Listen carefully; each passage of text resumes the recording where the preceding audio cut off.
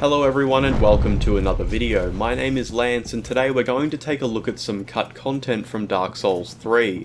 We'll be checking out a few features that were planned for the game but ended up being entirely removed long before release. In fact, even in this much older alpha version of Dark Souls 3, which you're seeing now, these features have already been almost entirely deleted and disabled. However, I have been able to restore them to some degree, and that's what we'll be seeing today.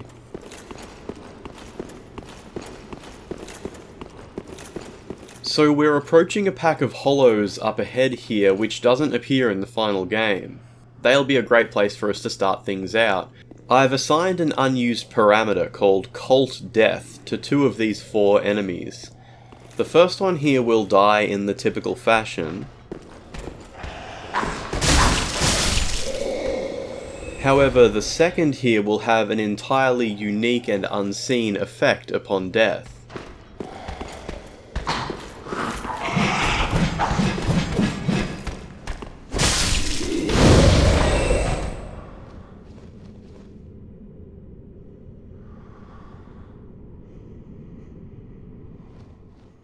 Moving on to the next enemy, once again completely normal.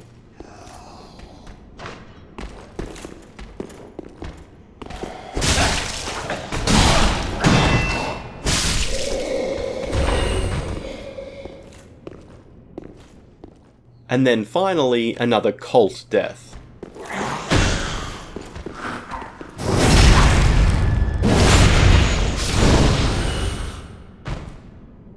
As we can see, upon Colt Death, the enemy appears to have dropped an item that's attached to their head.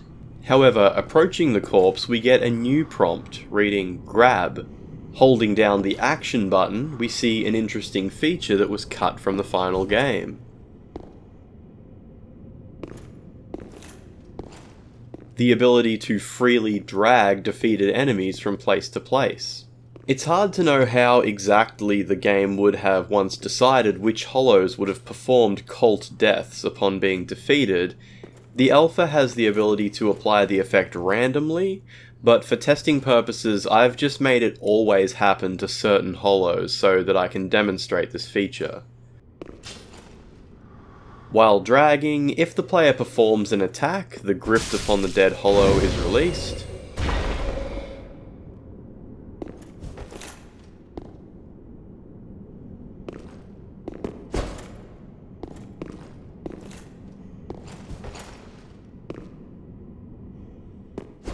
If attacked, the player also releases the body.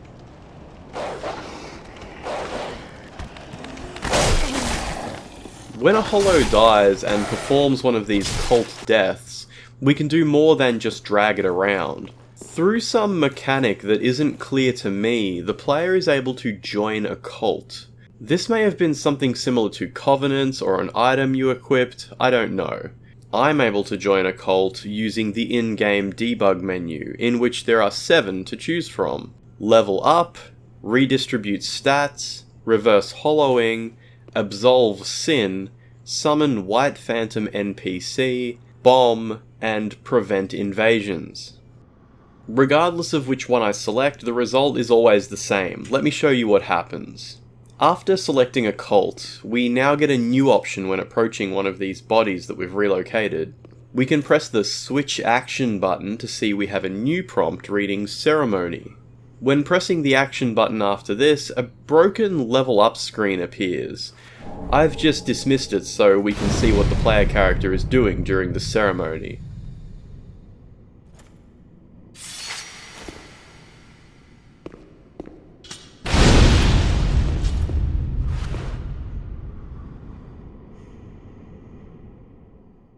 So what we just saw is obviously very broken, having been mostly gutted by the developers at this point. The player draws a placeholder weapon from the ground before slamming it into the corpse, causing it to kind of explode and disappear.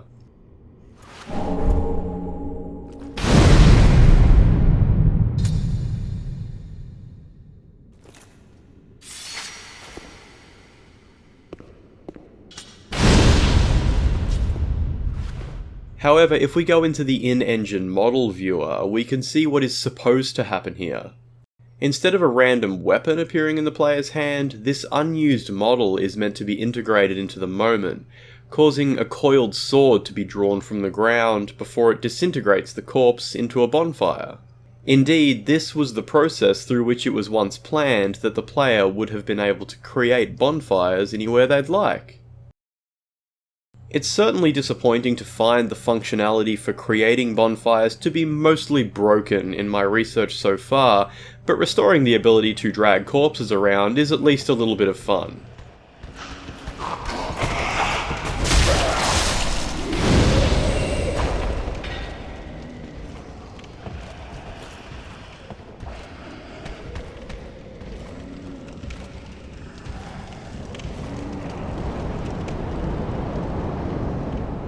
So we could create 7 different bonfires at which to rest and perform some other functions, but there was also an 8th type of bonfire the player could create. This one was not done via this cult mechanic, but instead by opening an inventory screen labelled Ceremony Swords, and selecting an item called Ceremony Sword of Flame. The description reading, "By using this, you can invade worlds that have been eclipsed by darkness." For playable version, by selecting this item, an invasion ceremony can be performed. Using this item on a corpse plays the same animation we saw before, but this time creates a bonfire at which the player cannot rest, and instead receives a prompt reading, "Invade another world." Using this bonfire would transport the player to a PvP-enabled world where an opposing player had previously performed an Eclipse Ceremony to envelop the world in darkness.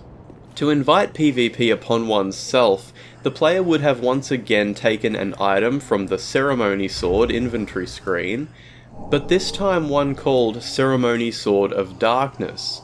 The description reading, "By using this, you can perform a ceremony to eclipse the world by darkness." For playable version, by selecting this item, you can perform a ceremony that will trigger an eclipse. Approaching a corpse and using this item will trigger an amazing animation.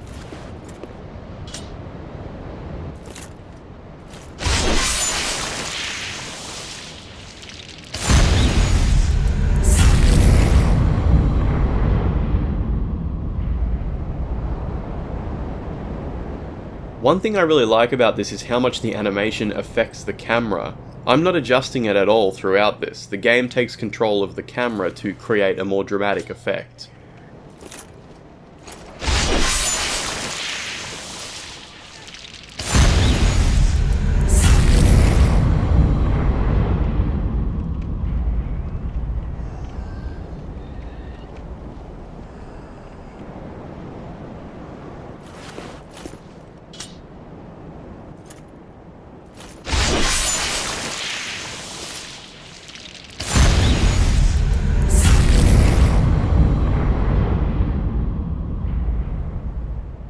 Because this function doesn't work correctly anymore, the player character gets stuck in this state afterwards.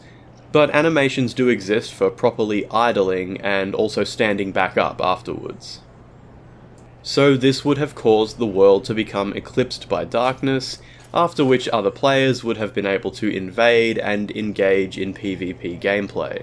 And that basically concludes my research so far into the cut mechanics around cults and sacrifice ceremonies. It's been a lot of fun piecing these together and getting a clear picture of how multiplayer was once planned to work for Dark Souls 3, before being rolled back to basically the same systems we'd seen in previous games in the series. There is still one very interesting aspect of this entire system that I'd like to elaborate upon, but that's something I'll leave for another video. I hope you did find something interesting about what I was able to show here today, despite the large amount of it being mostly non-functional. If you did enjoy this video, feel free to let me know by hitting the like button, or leaving a friendly comment below. Be sure to subscribe if you haven't already to keep up with my work here, and you can find more ways to follow and support my work in the description below. In the meantime, thank you for watching, I'll see you next time.